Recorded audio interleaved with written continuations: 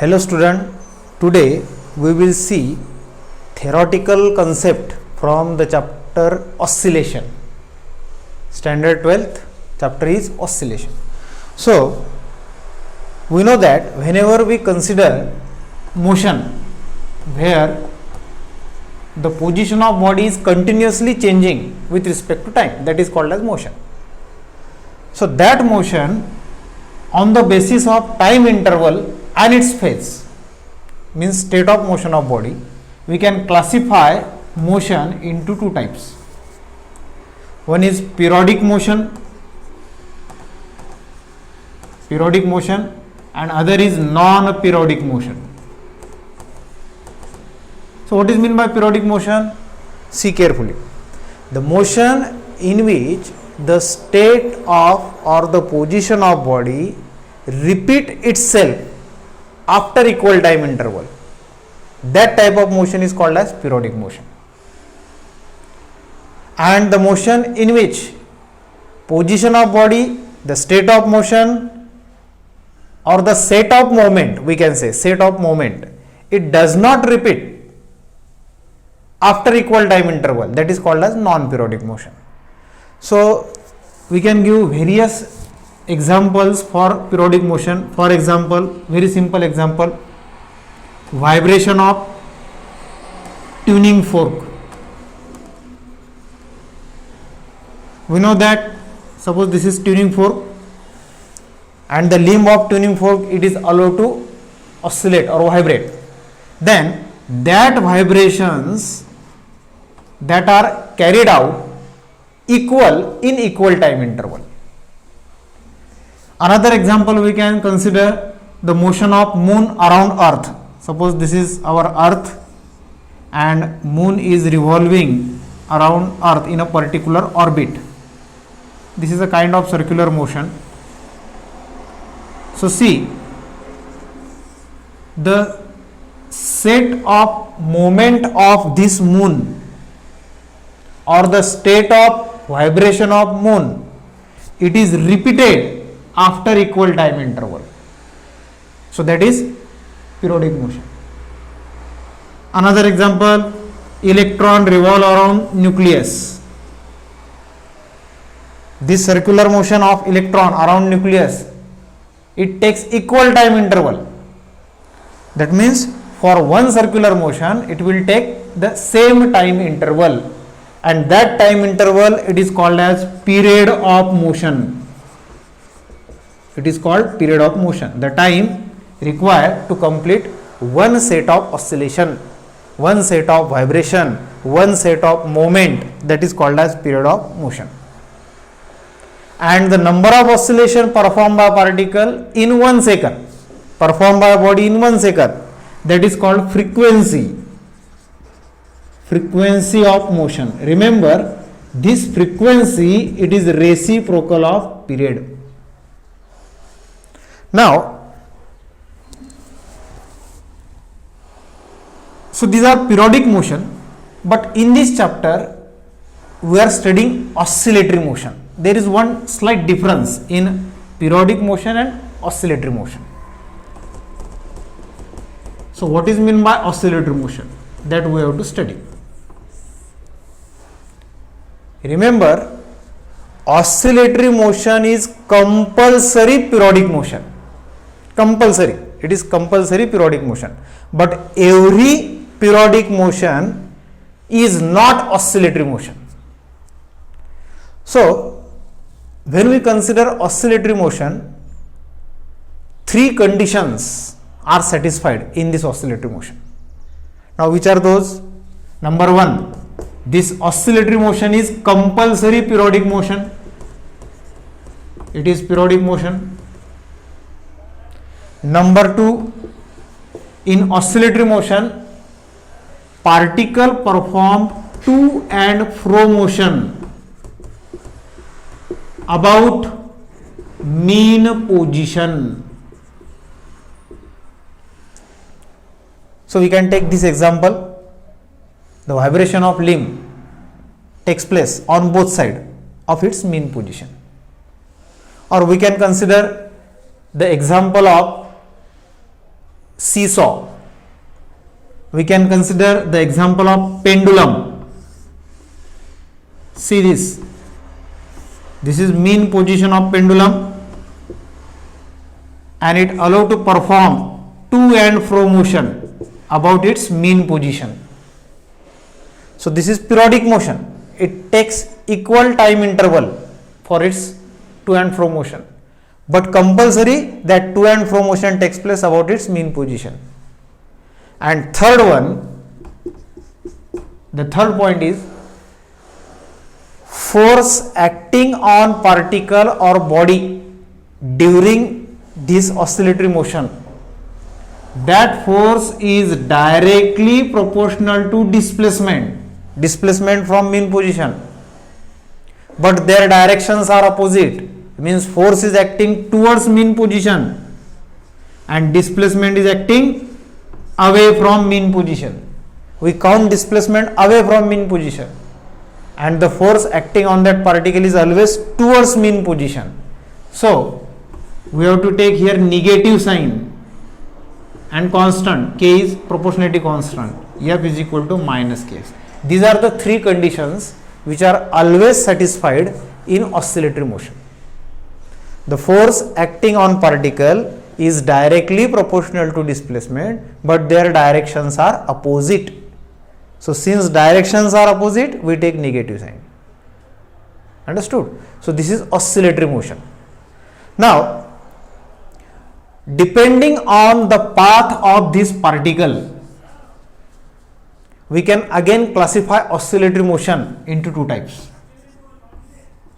Again, we can consider two types of oscillatory motion. One is linear oscillatory motion. Linear SHM, we can say simple harmonic motion. Remember, this oscillatory motion is also called as simple harmonic motion.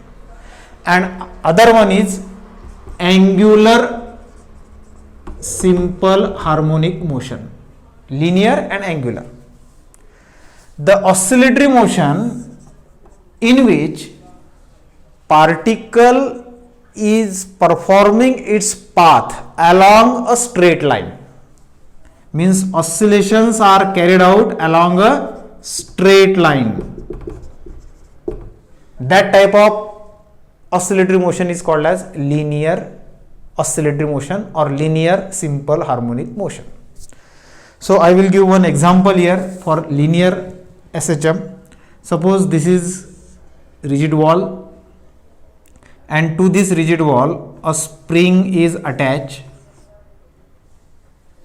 and to the other end of spring there is wooden block having particular mass m. Now see what happened here. If we extend the spring, then now this is the displacement of wooden block from its mean position. This is displacement from mean position, and we have applied force. Now remember, this force we have applied on this wooden block to extend the spring, but at the same time internal restoring force is developed inside the spring, which will try to restore the position. So that force is exactly equal to this applied force, but the direction of force is towards mean position. This force acting towards mean position, which will try to compress the spring. So once this force is removed, applied force is removed, now where will be the motion of wooden block?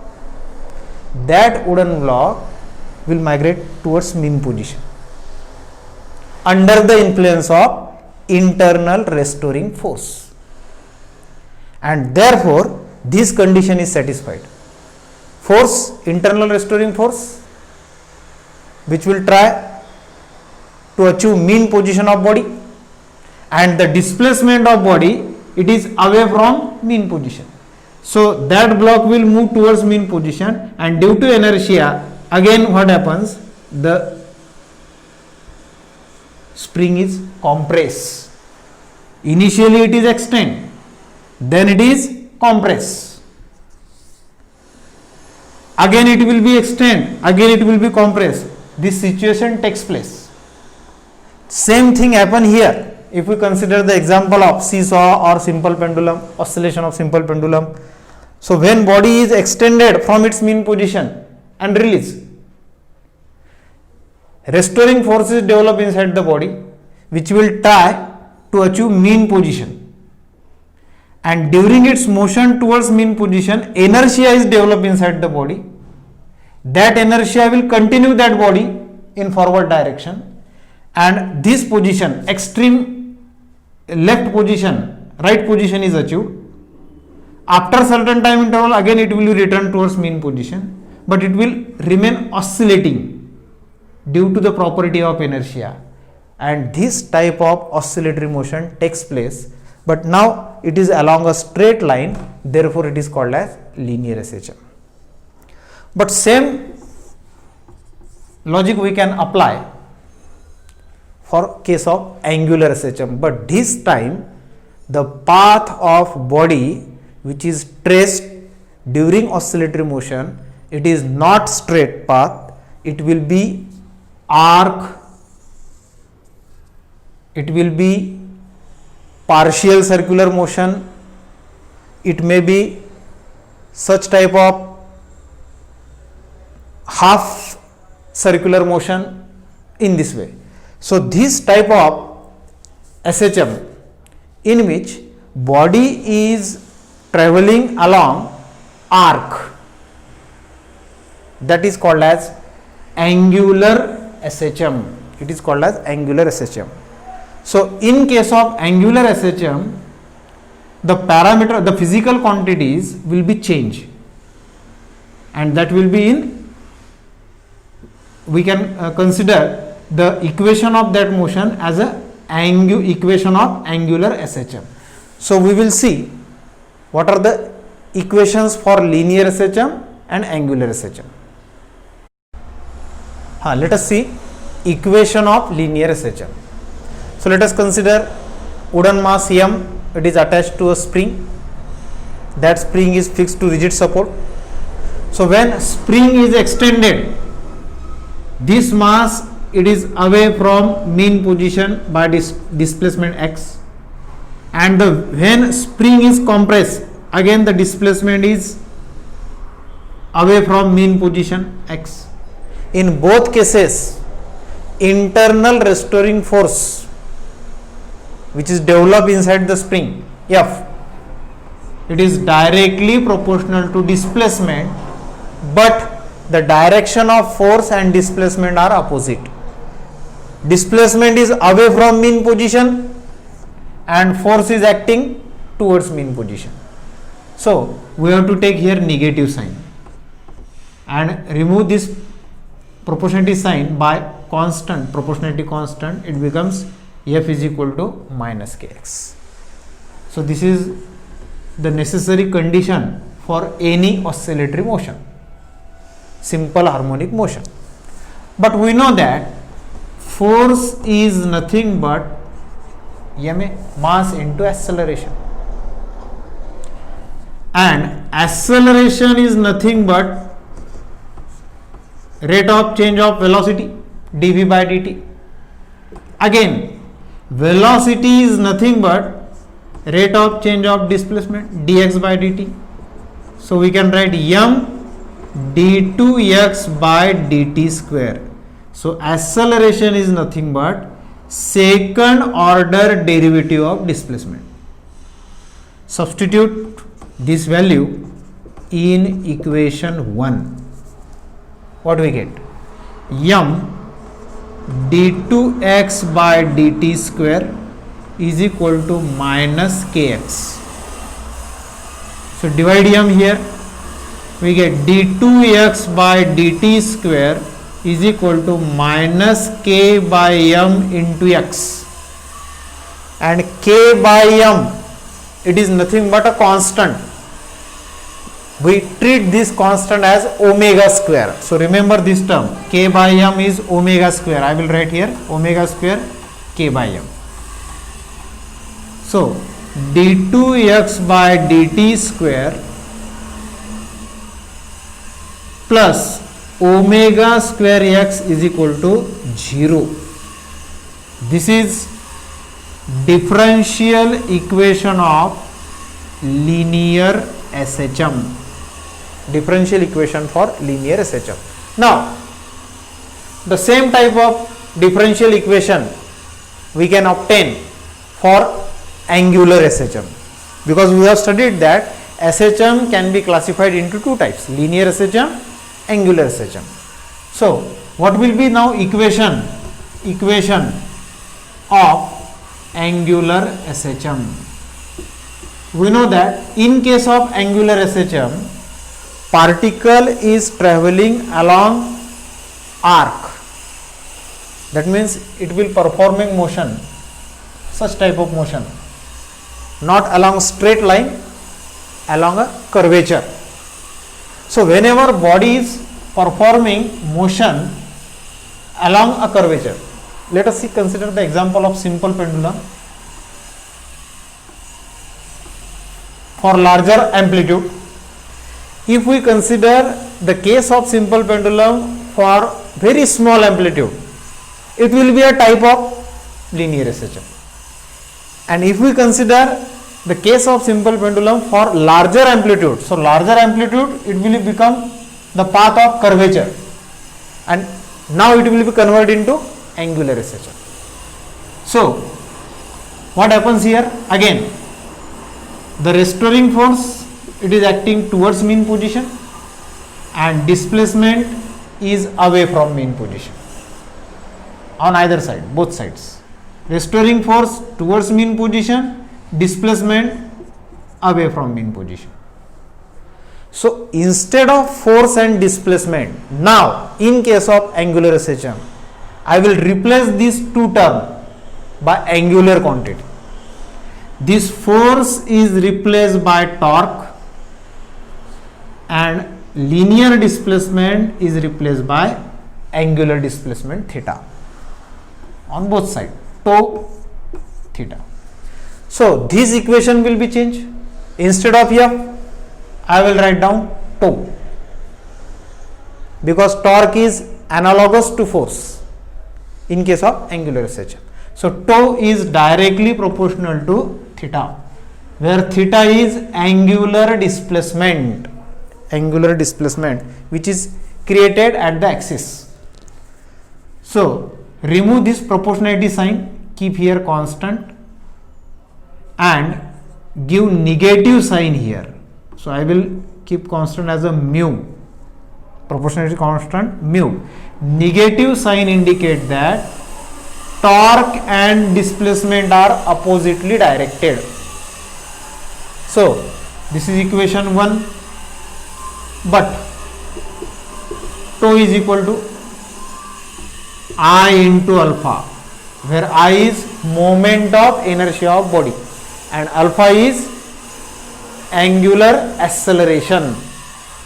Again, this angular acceleration alpha we can write d omega by dt, rate of change of angular velocity,